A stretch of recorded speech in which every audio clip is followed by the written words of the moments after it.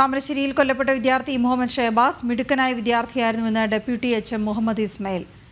മുഹമ്മദ് ഷഹബാസിനെ പറ്റി മുൻപ് പരാതികളൊന്നും ഉണ്ടായിട്ടില്ല. കോരങ്ങാട് സ്കൂളിലെയും MJHSSലെയും വിദ്യാർത്ഥികൾ തമ്മിൽ ഇതിനു മുൻപ് പ്രശ്നങ്ങൾ ഉണ്ടായിട്ടില്ല. വിദ്യാർത്ഥികളുടെ സമൂഹമാധ്യമ ഗ്രൂപ്പുകളിൽ അധ്യാപകർ കയറാൻ ശ്രമിക്കാറുണ്ടെന്നും ഇപ്പോൾ ഉണ്ടാക്കിയ ഗ്രൂപ്പ് ശ്രദ്ധയിൽപ്പെട്ടിട്ടില്ലെന്നും ഡെപ്യൂട്ടി എച്ച്എം പറഞ്ഞു. ഷഹബാസ് നമ്മളെ സംബന്ധിച്ചിടത്തോളം സ്കൂളിൽ നല്ലൊരു വിദ്യാർത്ഥിയായിരുന്നു. പ്രത്യേകിച്ചും ഇങ്ങനെ അച്ചടക്ക രാഹിത്യം കാണിക്കുന്ന ഒരു സ്വഭാവം കുട്ടിക്ക് ഉണ്ടായിരുന്നില്ല.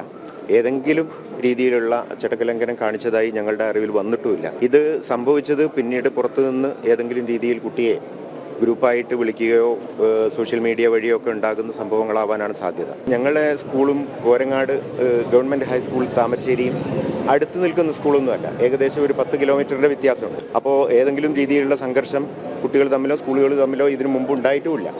അപ്പോൾ അതൊന്നും ഒരു ഘടകമല്ല. പിന്നീട് എപ്പോഴോ പെട്ടെന്ന് ഉണ്ടായി വരുന്ന സംഭവങ്ങളാണ് ഇതിലേക്ക് വഴിതെളിയിച്ചതെന്നാണ് മനസ്സിലാക്കുന്നത്.